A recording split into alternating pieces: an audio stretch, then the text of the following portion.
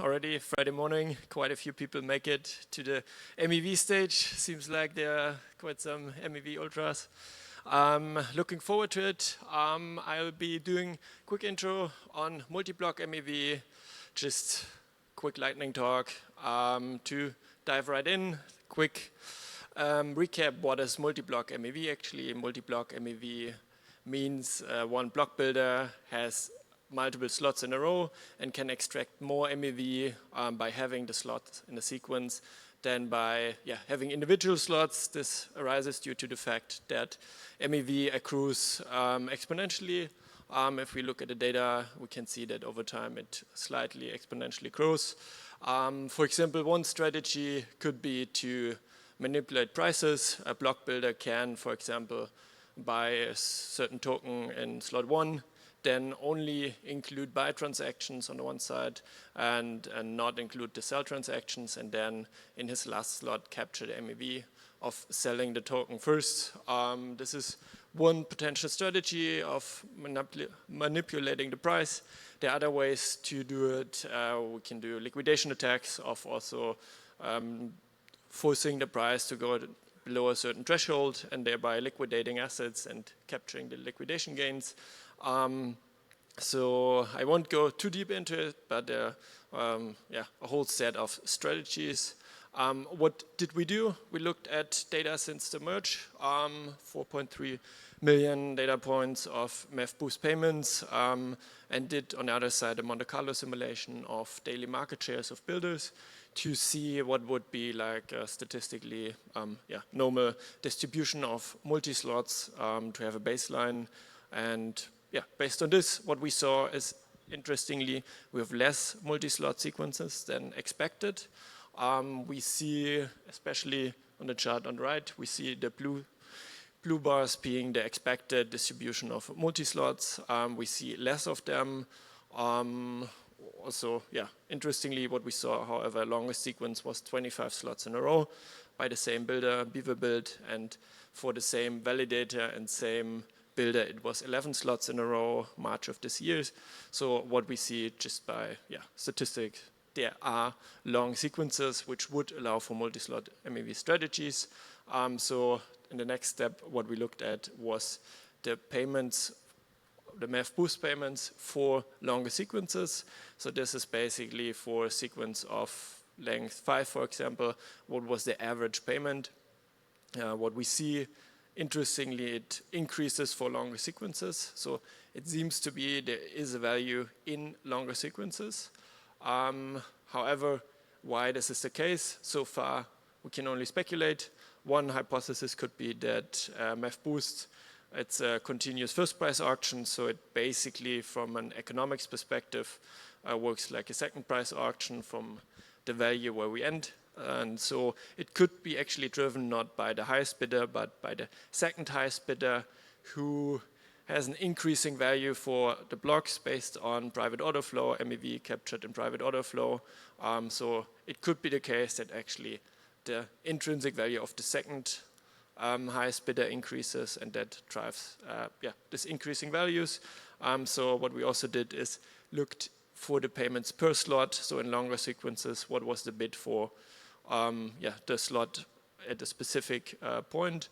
There we saw so far there is an increase, but only a very, very slight increase.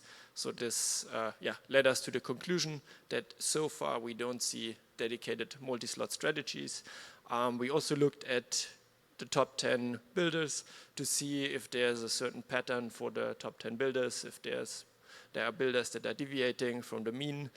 We didn't see any very outstanding data. In the case, a few builders that have more slots, more multi-slot sequences, or that are particularly strongly correlating with the same validators. However, from our perspective, that's probably based on things like latency and collocation, and not based on other types of strategies that are run. Last thing that we looked at was autocorrelation of MEV Boost payments to see if we can use historical MEV Boost payments to predict future ones. There what we see is based on different correlation metrics that it strongly goes down after the second or third slot. So it means there's a very, very low autocorrelation, so a low predictability. So we don't have times of high or low MEV, but there's a fast reversion to the mean overall. Yes, there was the quick run through.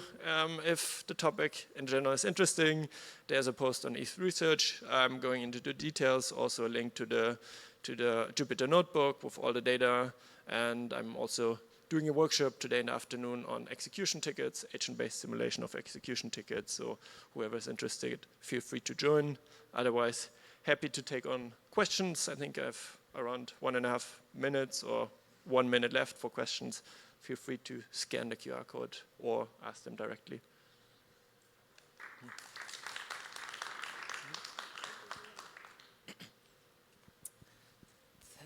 So we already have 2 questions. We want more, you can just scan the QR code and put it. And one quick question, Pascal, like where is your talk so that the audience is aware of the room that the talk is in? The talk is in classroom B, so just down the aisle. Yeah. So I'll read out the question for those who are joining virtually.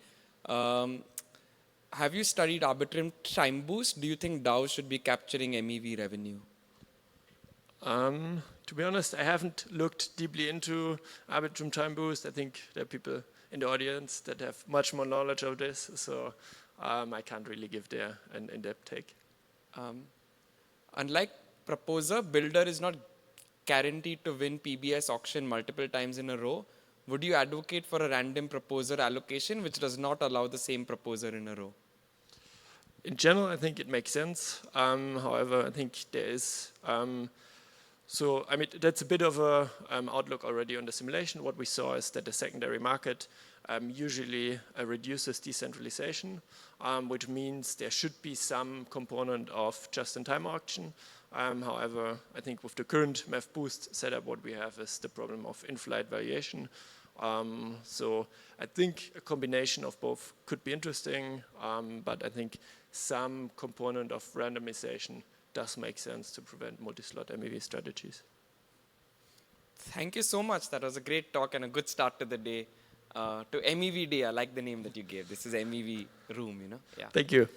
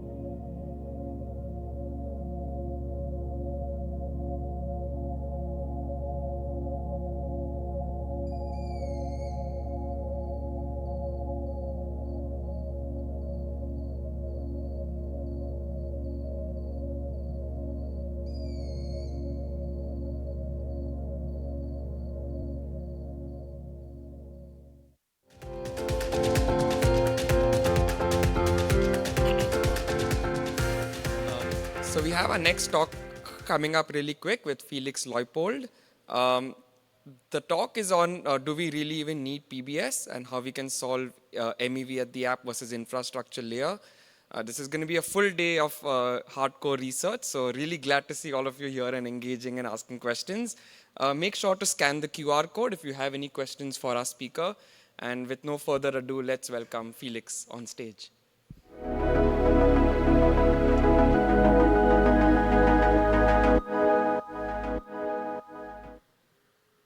Hi, I will have to speedrun this talk, so if you want a more relaxed version of it, you can scan the QR code or go to tinyurl.com/Devcon, where I gave this talk in a 25-minute version. Let's start with the problem that I have with proposer-builder separation, why I think it's not a good idea. There are three main arguments in my point of view. First, the trust and centralization problems that it brings onto the Ethereum base layer for all types of transactions, not even the ones that actually contain MEV. Ethereum today is proud to have more than 1 million validators proposing and validating the chain, and we are one of the most decentralized chains, or the most decentralized chains in the world. But at the end of the day, if you look at it, there's only two very well-known entities, Beaver and Titan, that propose more than 90% of the block's contents. And how valuable is it really to have a vast validator network when the most important part, the content of the block, is decided by two entities? Moreover, PBS adds this trusted component to the supply chain, the MEV relay that builders have to put their faith in. And even if we trust the research that's ongoing, that's trying to propose ways to enshrine the MEV relay into the base layer and get rid of that trusted component, I think there's a couple of issues with that. First, it adds complexity to the core protocol, one thing that we're trying to avoid. And second of all, it's not even clear that if implemented, it will find adoption because MEV is a very latency-intense game, and any decentralized peer-to-peer gossip-based solution is always going to have latency disadvantages and also feature disparity. Builders today want to have bid cancellation as an example. They want to make a bid and then cancel it if they change their mind. And such a feature is simply not possible in an enshrined PBS version because once you gossip the message, you cannot take it back. And let's not forget that PBS actually maximizes the harm that is inflicted on users. In order to win the PBS auction, you have to create the block that is extracting the most value via sandwiching or other types of MEV attack. And thus we've created a system that really favors the worst possible outcome for the user. Okay, enough of a rant. What do we do about it? First, let's maybe take a step back and try to find out why does MEV exist in the first place. And here really the fundamental reason is that in today's system, every token trades at many different prices within the same block. Here I brought you an example block from a couple of days ago in which ETH/USD trades at least 7 different times with 7 different prices. And so you'll see sexdex arbitrageurs that are able to access, for instance, the Uniswap pool at the previous block's outdated price, and then the rest of the block will trade at the new kind of fair equilibrium price. You will see liquidators that are able to get bad collateral at a fixed liquidation penalty, 15–20% below fair market price, and the rest of the block trading at a different price.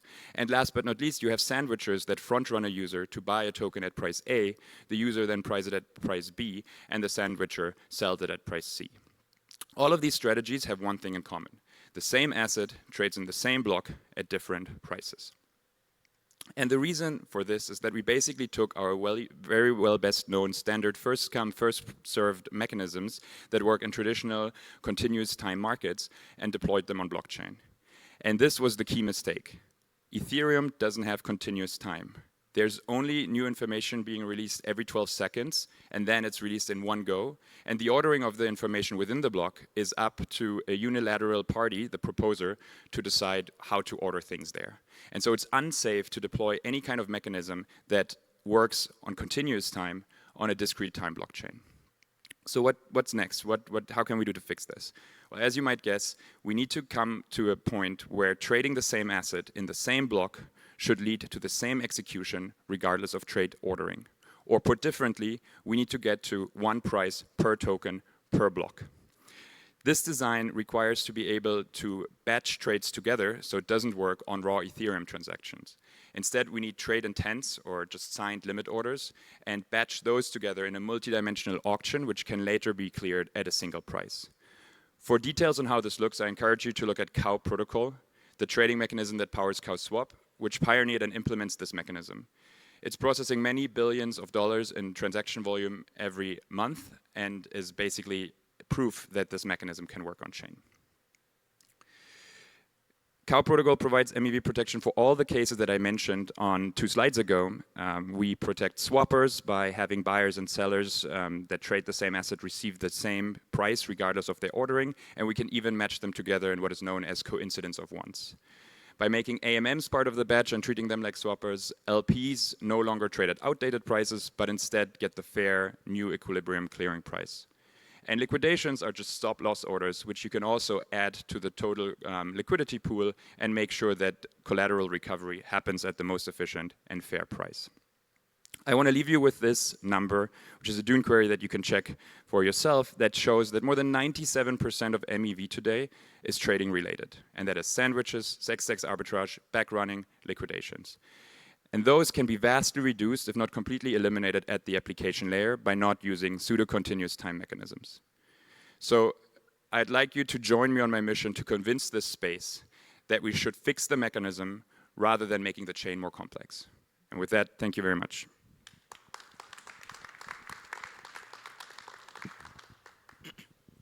Thanks for that great talk. If any of you have questions, you need to scan the QR code and ask the questions remotely.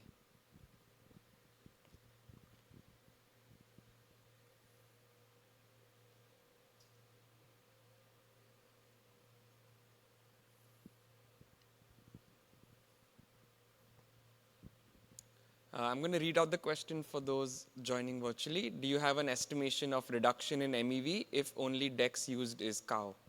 Yeah, so right now CowSwap focuses on swap MEV protection. I didn't break the number 97% into swap AMM resistance and liquidations. So right now it would probably be less than 97%, but the mechanism itself, not the product as it exists today, but the mechanism itself would be able to reduce MEV by that number that I showed. The other question is, do you think PBS causes centralization or is it correlation? I think PBS causes centralization mainly because it's a winner-takes-all latency game. I wouldn't say it's correlation. There's also a reason I couldn't get to that slide because I didn't have enough time for why I think Cow protocol or an application-specific auction is not going to cause the same centralization, or even if it would not affect kind of all types of transactions. So if I want to make a transfer, I'm not kind of subject to the censoring that happens today in the builder market. But yeah, for this I would refer to the longer talk. Yeah. How would you compare Cow with what Sorella is doing to fix MEV on the application layer via Uniswap hooks? Yeah, I mean, Cow is working and out there and live. I think the mechanism is relatively similar. Yeah, I think that's the gist of it. You can deal with the last question. How does Cow deal with multi-block MEV? It doesn't because basically the batch itself has its own kind of heartbeat, its own time. And so if you were to try to do multi-batch MEV, I think you're running the risk that whoever solver will win the batch is going to execute the trade before you. So there's no real incentive for you to